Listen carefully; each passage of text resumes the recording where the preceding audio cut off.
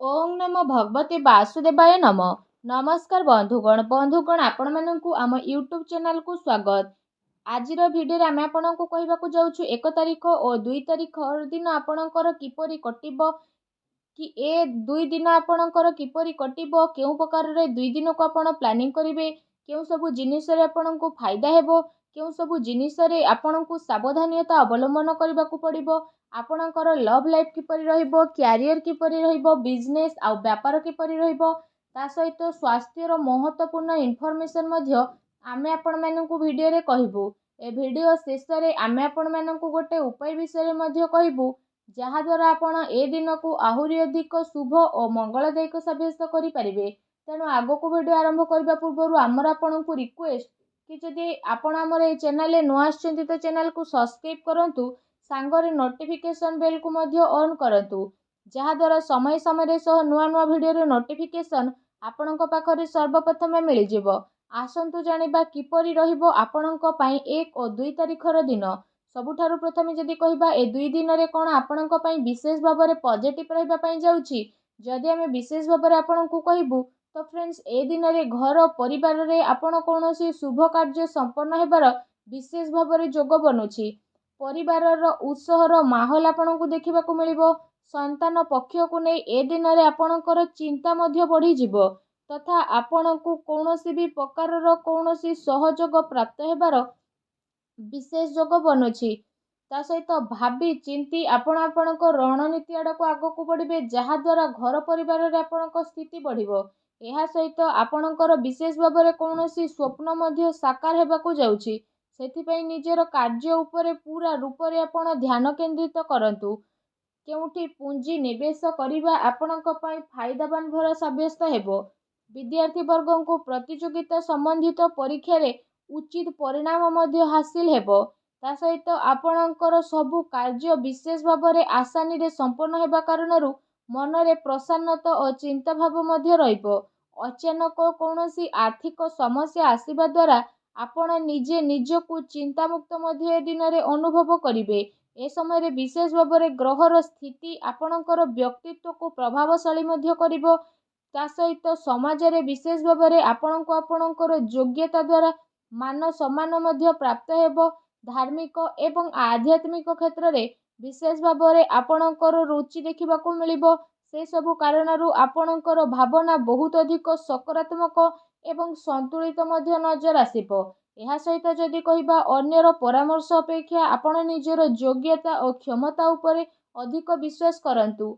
ए दिन आपण समस्तंकर महत्वपूर्ण आकांक्षा को पूरा करिबार दिन अटे। पूरा मनोबल द्वारा आपण निजर कार्य प्रति विशेष भाव में सफल नजर आसिबे। ता सहित प्रॉपर्टी संबंधित अटकी थिबा कौनसी कार्य मध्य आपणकर पूरा हेबो।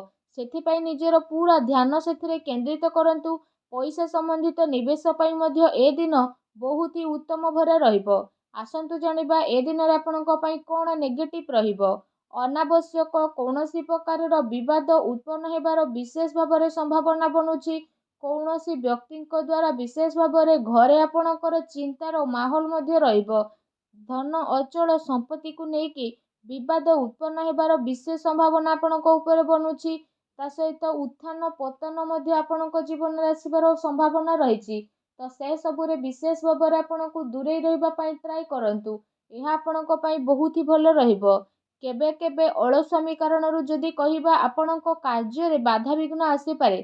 तेणु ध्यान रखंतु कि टिके भूल बुझामणा आपणक आपणकर लक्ष्य ठारू भटकई मध्य पारिबो।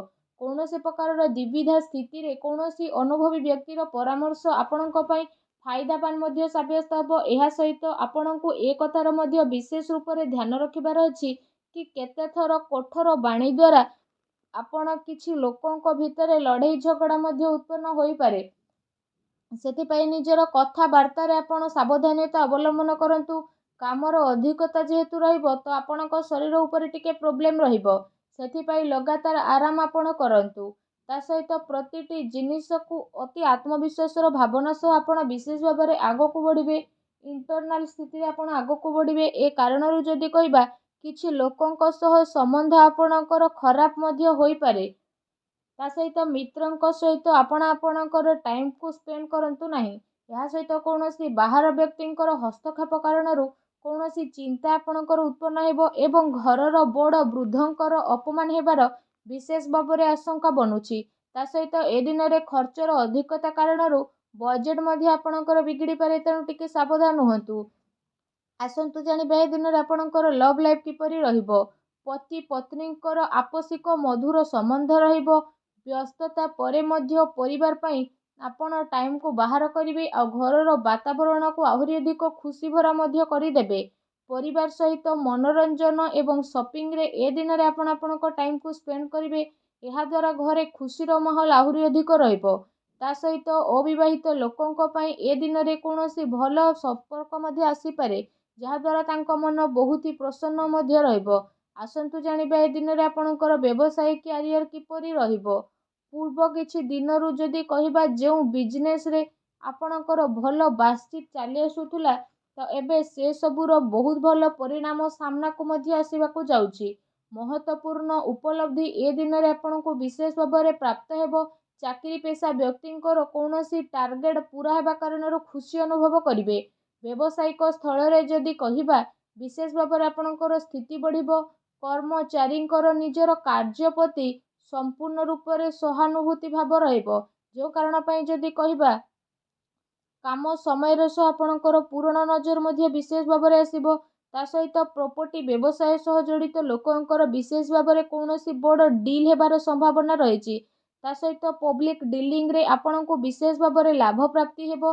ଚାକିରି ପେଶା ବ୍ୟକ୍ତିବିଶେଷଙ୍କୁ କୌଣସି ଅଫିସିଆଲି ଯାତ୍ରା ମଧ୍ୟ କରିବା ପାଇଁ ପଡ଼ିପାରେ। ମିଡ଼ିଆ ତଥା ମାର୍କେଟିଂ ସମ୍ବନ୍ଧିତ ବ୍ୟବସାୟ ସହ ଜଡ଼ିତ ବ୍ୟକ୍ତିବିଶେଷମାନେ ଆପଣ ବହୁତ ଭଲ ଉପଲବ୍ଧି ମଧ୍ୟ ପ୍ରାପ୍ତ କରିବେ। ସେଥିପାଇଁ ଆପଣ ଆପଣଙ୍କ ସମ୍ପର୍କ ସୂତ୍ରଙ୍କ ସହିତ ଅଧିକରୁ ଅଧିକ ଟାଇମ୍କୁ ସ୍ପେଣ୍ଡ କରନ୍ତୁ। ତା ସହିତ ଏ ଦିନ ଆପଣଙ୍କୁ କାର୍ଯ୍ୟ କ୍ଷେତ୍ରରେ ପରିଶ୍ରମର ଅନୁରୂପ ଉଚିତ ପରିଣାମ ମଧ୍ୟ ହାସିଲ ହେବ, ଯେଉଁ କାରଣ ପାଇଁ ଆପଣଙ୍କ ମନ ବହୁତ ହି ପ୍ରସନ୍ନ ରହିବ। ଆସନ୍ତୁ ଜାଣିବା ଏ ଦିନରେ ଆପଣଙ୍କର ସ୍ୱାସ୍ଥ୍ୟ କିପରି ରହିବ। ଯଦି କହିବା ଏ ଦିନରେ ଆପଣଙ୍କୁ କୌଣସି ବି ସମୟରେ ଥକାପଣ ବା କମଜୋରି ମଧ୍ୟ ଅନୁଭବ ହୋଇପାରେ। ସେଥିପାଇଁ ଆପଣ ଆପଣଙ୍କର ଖାଦ୍ୟପାନ ଉପରେ ବିଶେଷ ରୂପରେ ଧ୍ୟାନ ଦିଅନ୍ତୁ। ଏହା ସହିତ ଆପଣ ବିଶେଷ ଭାବରେ ଆୟୁର୍ବେଦିକ ଜିନିଷର ଅଧିକରୁ ଅଧିକ ସେବନ କରନ୍ତୁ। ଏହା ଆପଣଙ୍କ ପାଇଁ ବହୁତ ଭଲ ରହିବ।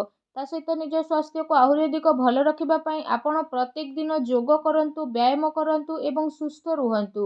ଆସନ୍ତୁ ଜାଣିବା ଏ ଦିନରେ ଆପଣଙ୍କ ପାଇଁ କ'ଣ ବିଶେଷ ଉପାୟ ରହିଛି। ଏ ଦିନରେ ଆପଣ ବିଶେଷ ଭାବରେ ସ୍ନାନ ଆଦି କରିସାରିବା ପରେ ଭଗବାନ ଶ୍ରୀହରି ବିଷ୍ଣୁଙ୍କୁ ପୂଜା କରନ୍ତୁ। ହଳଦିଆ ରଙ୍ଗର ଫୁଲ ଅର୍ପଣ କରନ୍ତୁ ଏବଂ ଏହା ସାଙ୍ଗରେ ଭଗବାନ ଶ୍ରୀହରି ବିଷ୍ଣୁଙ୍କର ମନ୍ତ୍ର ଓଂ ନମୋ ଭଗବତେ ବାସୁଦେବାୟ ନମଃ, ଏ ମନ୍ତ୍ରର ମଧ୍ୟ ଜପ ଆପଣ 108 ଥର ଜପ କରନ୍ତୁ। ତା ସହିତ ଧାର୍ମିକ ପୁସ୍ତକର ମଧ୍ୟ ଆପଣ ଧ୍ୟାନ କରନ୍ତୁ। ଏପରି କରିବା ଦ୍ୱାରା ଭଗବାନ ଶ୍ରୀହରି ବିଷ୍ଣୁ ବହୁତ ଶୀଘ୍ର ପ୍ରସନ୍ନ ହେବେ ଏବଂ ଆପଣଙ୍କର ସବୁ କଷ୍ଟରୁ ଆପଣଙ୍କୁ ମୁକ୍ତି ପ୍ରଦାନ କରିବେ। ଆଶା କରୁଛି ଭିଡ଼ିଓଟି ଆପଣଙ୍କୁ ଭଲ ଲାଗିଥିବ। ଭିଡ଼ିଓଟି ଭଲ ଲାଗିଥିଲେ ଭିଡ଼ିଓଟିକୁ ଲାଇକ୍ କରନ୍ତୁ। ଚ୍ୟାନେଲରେ ନୂଆ ଆସିଥିଲେ ଚ୍ୟାନେଲକୁ ସବସ୍କ୍ରାଇବ୍ କରନ୍ତୁ। ଧନ୍ୟବାଦ।